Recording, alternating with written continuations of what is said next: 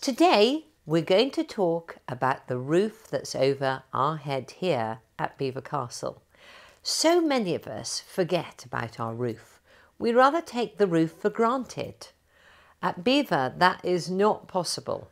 We've got some 2 acres of roof above our head, and it's an ongoing programme throughout each year to clear it, fix it, repair it, with internal drains that were put in by James Wyatt, who's the architect of the time.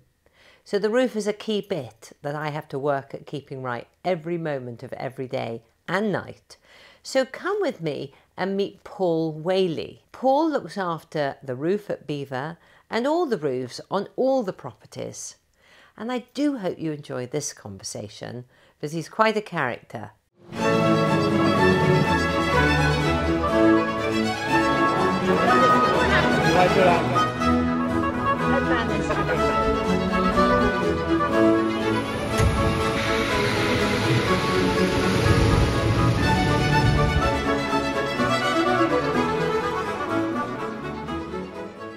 Paul, tell us today, who are you and what do you do at Belvoir? I'm Paul. I do all the building work on the estate, look after all the properties.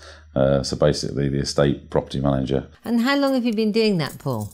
14, too long. 14 years.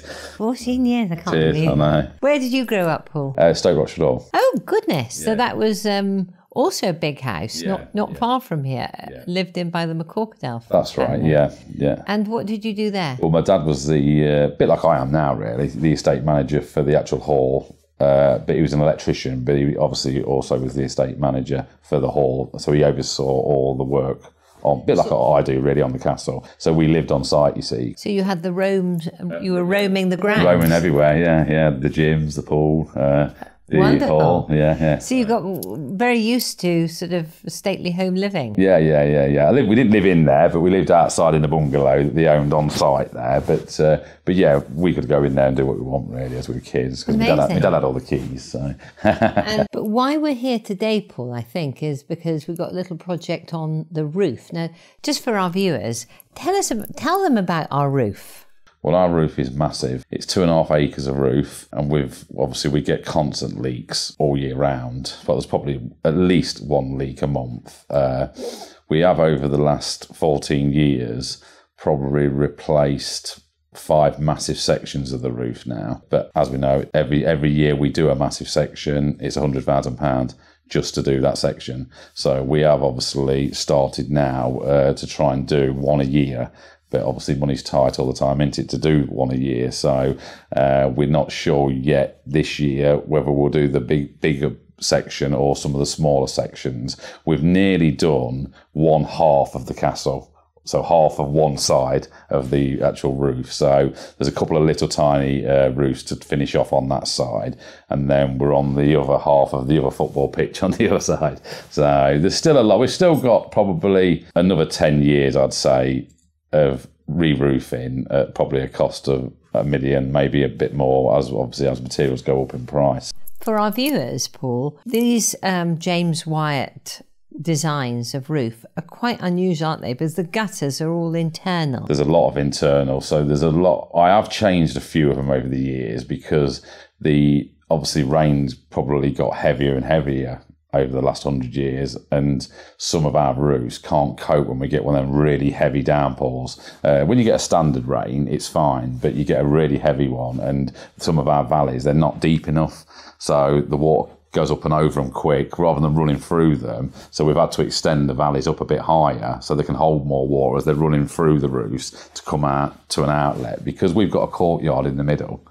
Obviously, and everything's roofs around it, the courtyard, the water's got to go through roofs to get out to the outside to let the rainwater go, you see. And then we collect all the water off the roof in the fire tanks. We do. Below the castle, which is the huge great tanks that are there in case there were ever a fire. And then also in the tank in the middle of the castle in the courtyard. That's right, yeah. So we've got there's a lot of water tanks that we hold the rainwater, actually.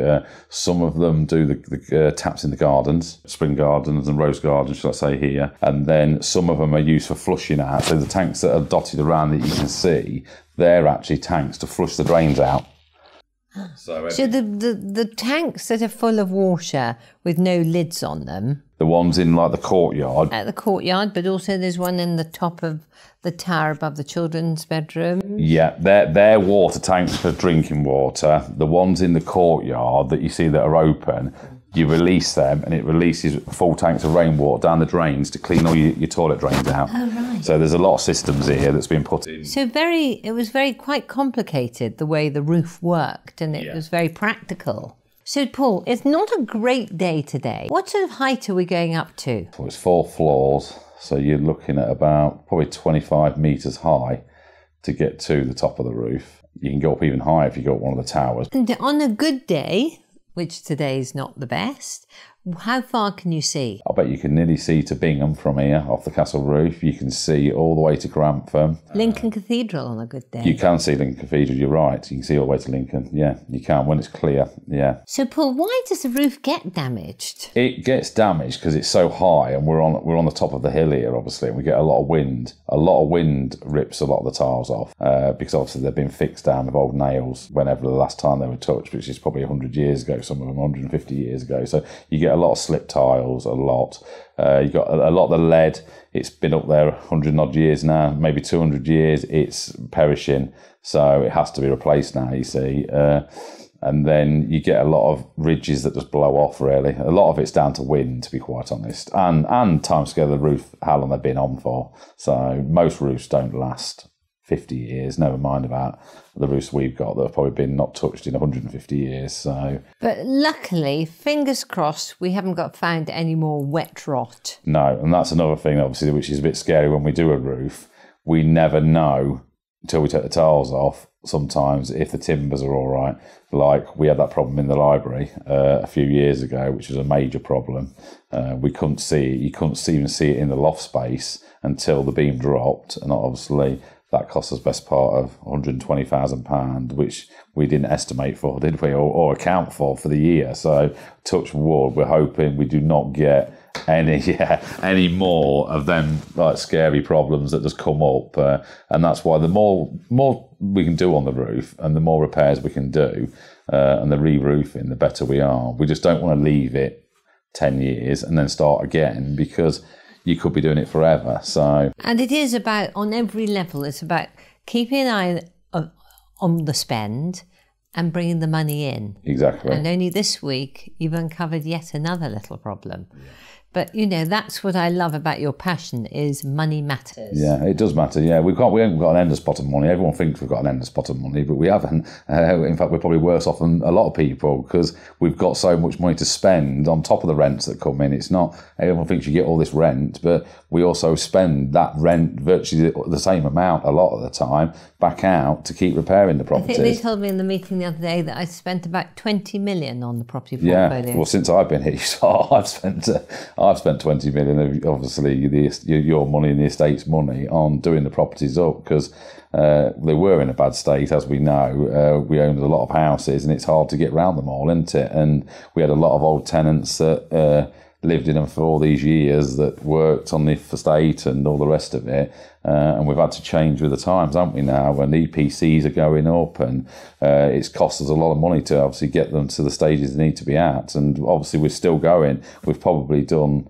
maybe 180 of them, but we've still probably got 120 still to carry on and do. But they're not as bad as they were. But that's when people say to me, they think, they look at us sometimes when we live in a place like this and imagine it's full of sort of tiaras and trays and butlers. And is that my life? No, it's not. No. We're a very tight team, aren't we? Yeah, we are, yeah. And everyone pulls their weight. Yeah, they do, exactly. You got to, because otherwise you'd lose the place, wouldn't you? It's so, you could lose this place in a few years if you let it go downhill, and it's so easy. And for all those years I've been here, the bottom line has never balanced. No, it probably hasn't. You're probably right. So whatever you spend, it's not enough. No. And whatever you trying to make it a profitable business has been the struggle of my life. Yeah. So I suppose one of the things I'd say that I haven't done enough charity work, but this has been like a 25-year charitable job. Oh, yeah, easily has, yeah. The rewards are the satisfaction in trying to make it work. Yeah, and it's spending the money at the right time, isn't it? At the end of the day, we could spend tens of millions here,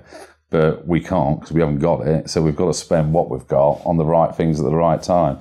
And that's all we can do, really. And we're still going to have another, well, probably forever, if your family's going to have to keep doing this, but hopefully not as much as what we've had to do in the last 15 years. Well, we've hopefully for Charles's regime, we've broken the back of it, and you'll be here way after I've retired with Charles guiding him into the future, and I really hope that he won't have some of the headaches that we've had. How important is it, Paul, to keep this programme going? Well, if we don't, we lose a section of roof, we've lost a room in the castle. And we've not lost one room, we've lost probably 4 rooms because they're all on top of each other.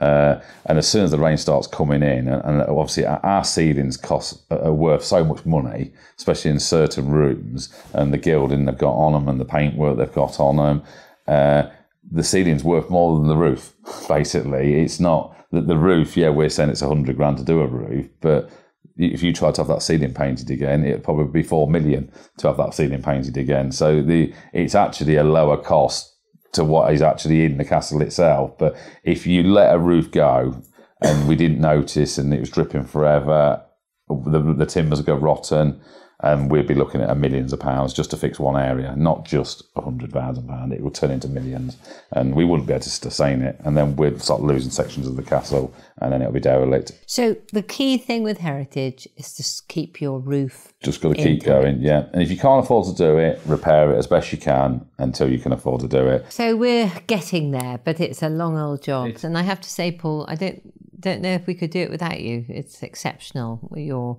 passion for keeping this building and this estate together, and making sure that we don't have our leg taken up. And just tell our viewers, what are we doing roof-wise this year? We're going to strip, I think I'm going to do the smaller sections. I've got 3 or 4 of the smaller sections of roof that I want to finish up. I'm trying to get one half of the castle completely done and finished, so then we can start concentrating on the second half of the roof. So which roof today are we going to look at? We can go up and look at, it will be the library, next to the library actually. So it'll be the library and the hallways, and then the Regent's Gallery side there today. The library, the hallway, and the Regent's Gallery. Okay, so I'm going to get my, some good sturdy shoes on and a coat because it looks cold. Yeah, it is. And I'll see you in the roof in, 5 minutes? Yeah. So the roof we're talking about is over here. It is, and it's the lower sections down that side. So that is where I famously slid down the first time I came on the roof, and I found a pigeon. Oh, on the opposite side. So just on the opposite side. Yeah, so you can go up here, yeah. So these are the lower sections on this side, look. Yeah. So you can see what we did, not last year, the year before. Yeah. Was all of this section was re-roofed. Yeah. And you can see we've got a bit of spare lead and some slates up here, ready for this year that we had spare from last year. Yeah. So this was all done last year, but the only section we haven't done yet is this lower one across here, look. So that is the bedroom corridor? It is, and that wants all stripping, that does, and wants re-roofing and re-leading. So, and this bit here? Yeah, this is the library, so this has all been done, all this section's been done, so this is above the library. This is where we had the bad rot and beam, which was there, if you remember. Yeah, I do, yeah. So, and then this year, we're looking at all of this section here. All this section here. Now, those are all the bedrooms. They are. They're the brown. Is that the? That's the Duchess's bedroom with the bay window. The brown bedroom. Duke's dressing room. That's it. So it goes on and on. Yeah, and these are the worst ones because the hidden valleys around the outside edges. So all the lead will need doing all as well? The lead on the outside has to be done. All these parapet walls have got to be done. What will you do with the parapet walls? Change the way that is, because we'll probably lead over them this time rather than using them tiles like that, because they've been bedded on there over the years. For what reason? To stop water penetrating through the bricks and into the building. So they're strengthening pillars basically to keep these turrets held up. Okay. So. And this is the chimney pot for the drawing room, isn't it? It is, yes. Some are discontinued now because obviously we don't use some of them, but a lot of these chimneys are still working, So. Oh, Paul, that is, I think, my favourite view. Not with necessarily Dogfest on it. Yeah. But there you have the original Capability Brown landscape, really looking magnificent. So Paul, this is all going to cost 100,000. Yeah, this section here, and we're going to try and do, like I say, the lower section along this side, and then we're about there with this side of the castle then. Thank you everyone for coming on the roof with me, and as you can see, the roof is the best place. I just love it up there. You feel as if you're on top of the world, and when you've got Paul with you, he can fix it. Yeah, so I'm used to it. So. If you've enjoyed the video and want to see more, make sure you subscribe to the channel, and I'll see you in the next episode.